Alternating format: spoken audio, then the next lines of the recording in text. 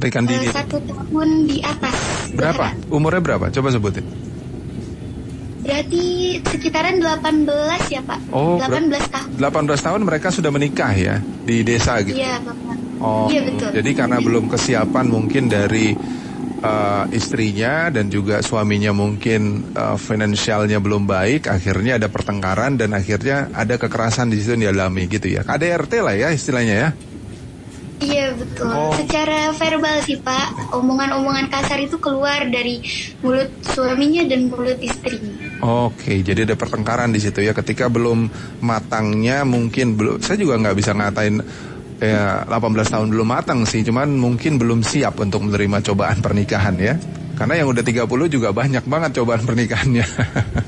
Nah baik, Zahra, tapi kalau misalnya teman-teman gitu ya, kita tidak mengomong yang di luar dari sekolah kamu, kita di sekolah kamu aja dulu.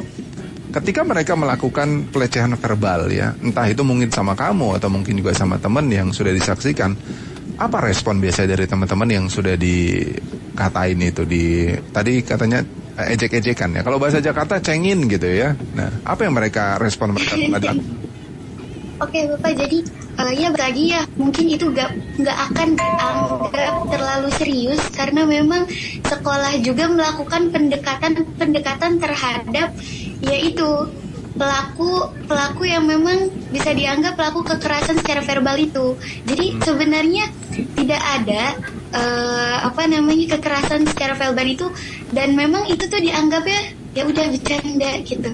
Oh. Kita sama-sama bercanda aja gitu Pak. Kadang memang dilawannya juga dengan panggilan-panggilan yang gak enak juga gitu. Jadi nggak ada sama sekali tuh yang namanya istilahnya baper atau memang menganggap hal tersebut adalah sesuatu yang memang berlebihan gitu. Oh, tidak ada. Tapi kalau di sekolah sendiri, apakah sekolah mengajarkan bahwasannya kekerasan verbal juga terjadi dan itu tidak boleh dilakukan gitu? Iya, iya memang itu tidak boleh dilakukan ya Pak. Cuman yang namanya di lingkungan pertemanan memang ketika kita melakukan sesuatu itu dengan tidak ada candaan atau ya istilahnya flat aja kan mungkin kurang asik ya, maka ya dibumbui dengan adanya candaan-candaan yang memang kurang mengenakan gitu. Oh, jadi hidupnya jangan flat aja, harus ada tantangan gitu ya. Ya dikasih bumbu-bumbu candaan gitu. Kenapa yang kadang candaannya kurang baik. Oh iya. Kenapa nggak ngerjain ini aja kalau butuh tantangan, misalnya statistika dan probabilitas gitu kan? Itu kan lebih berat. Berat banget ya candaannya. Baik, kalau gitu kita ke Bu Sri ya. Bu Sri, gimana Bu Sri kalau Bu Sri melihat? Ternyata kalau sekolah juga sudah mungkin melarang gitu ya, sudah membatasi tidak ada boleh kekerasan fisik ya udah pasti lah ya, verbal juga nggak boleh, tapi ternyata anak-anak ini tetap gitu melakukannya karena mungkin merasa kok hidupnya flat aja ya kalau nggak ada candaan-candaan yang mungkin bisa buat itu sesuatu yang membangkitkan adrenalin mungkin bagi mereka ya. Gak rame ya mungkin ya. Gak rame mungkin. Gimana Bu Sri? Ya baik, terima kasih. Jadi memang fenomena kekerasan ini memang agak sulit sekali ya. Atau mungkin kita perlu waktu pelan-pelan untuk bisa betul-betul sekolah atau lingkungan untuk anak dan remaja ini betul-betul terhindar dari kekerasan. Yang disampaikan oleh Zahra tadi betul sekali ya. Meskipun memang kekerasan secara fisik itu hampir tidak terjadi atau jarang, apalagi kalau sekolahnya Zahra di sini sekolah yang memang sudah terstandar sekolah ramah anak, di mana memang sekolah ini sudah memenuhi indikator-indikator yang memang bisa menunjukkan bahwa sekolahnya ramah terhadap anak, tidak ada kekerasan di sekolah seperti itu. Namun tidak bisa dihindari gitu kan. Meskipun sekolah sudah memiliki manajemen yang baik, tapi as personal gitu ya, siswa itu tadi mungkin maksudnya candaan dan lain sebagainya secara verbal itu masih ada. Nah, banyak upaya sebetulnya yang dilakukan oleh pihak sekolah maupun pemerintah. Pemerintah sendiri sudah ada aturan dari Permendikbud di sini mengenai pencegahan kekerasan di sekolah, itu sudah ada. Jadi memang sekolah atau satuan pendidikan diminta untuk bisa menerapkan dari peraturan tersebut.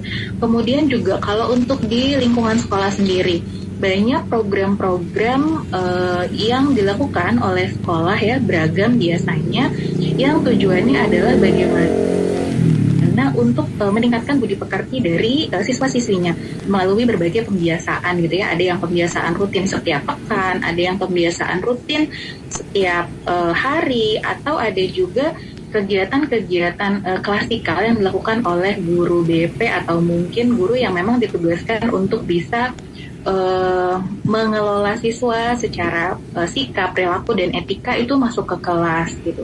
Kemudian juga saat ini sekolah memiliki inovasi, misalnya ada poster, media edukasi, dan lain sebagainya berupa pencegahan stop kekerasan, bullying, dan lain sebagainya. Itu salah satu standar juga yang memang harus ada di sekolah. Jadi meskipun hal itu masih terjadi gitu ya, saya yakin sebetulnya banyak sekali sekolah yang memang sudah melakukan berbagai upaya untuk pencegahan. Lalu kemudian pertanyaannya, oke, itu dari sisi pencegahan. Bagaimana kalau sudah terjadi seperti itu? Nah, penanganan tiap sekolah itu memang beragam. Umumnya sekolah sudah memiliki aturan atau tata tertib terkait dengan penanganan kekerasan yang terjadi di sekolah. Ini sudah ada bagian khususnya juga, apalagi kalau sekolah yang memang sudah terstandar sekolah ramah anak, itu di sana sudah ada SOP-nya. Bagaimana kemudian yang mengalami kekerasan ini melapor, kemudian juga ada prosedur yang memang dilakukan seperti itu pembinaan. Untuk sekolah yang secara umum itu biasanya kalau memang terjadi seperti itu ada bagian kesiswaan, kemudian dari mulai pembinaan, atau kalau diperlukan biasanya orang tuanya sampai dipanggil ke sekolah seperti itu dan diberikan edukasi-edukasi atau peringatan-peringatan lain sehingga hal tersebut tidak dilakukan seperti itu. Oke, baik. Nah, ini kan dampak kekerasan ini sebenarnya kan juga sangat bervariasi pada anak-anak, Bu ya. Kadang-kadang ada yang memang ya mereka bisa mengendalikan emosinya dan bisa juga menjadi anak normal lagi gitu ya. Tapi ada juga dampak-dampak ini yang bisa membuat anak depresi, bahkan tertekan sekali, bahkan sampai mengakhiri hidupnya. Ini tidak sedikit juga kita lihat di luar sana ada gitu, Bu ya. Kalau Bu Sri melihat ini ketika anak yang sudah terkena ya dari kasus mungkin kekerasan ini, apalagi kalau sudah masuk kekerasan seksual gitu kan, bagaimana nih Bu kita harus mungkin menanganinya dengan baik dan benar? Mungkin dari orang tua dulu atau dari dia harus bagaimana nih harus melakukan? Kadang-kadang kan bingung, nggak ada tempat curhatan juga, mereka butuh curhat kadang-kadang ya. Betul. Ya, yang pertama mungkin kita bahas dampaknya dulu tadi ya. Memang kekerasan ini dengan beragamnya kekerasan tentu dampaknya juga beragam. Kalau untuk kekerasan yang fisik kita mungkin bisa melihat secara langsung bekas luka yang tertinggal di anggota tubuh seperti itu ya. Tapi kemudian untuk kekerasan secara verbal atau non verbal yang memang sebetulnya tidak ada kontak fisik, ini juga dampaknya tidak main-main begitu ya, sangat beragam sekali. Di antaranya siswa di sini biasanya akan menarik diri, jadi enggan untuk bersosialisasi. Kemudian juga dia akan mengalami kecenderungan untuk sulit berkembang gitu. Padahal anak-anak remaja ini adalah momen di mana banyak sekali kesempatan-kesempatan baik yang memang bisa dilakukan gitu ya untuk berkembang. Itu juga bisa terjadi. Kemudian gangguan mental itu bisa terjadi kalau memang kekerasan yang terjadi itu dilakukan secara terus-menerus, kemudian juga banyak gitu.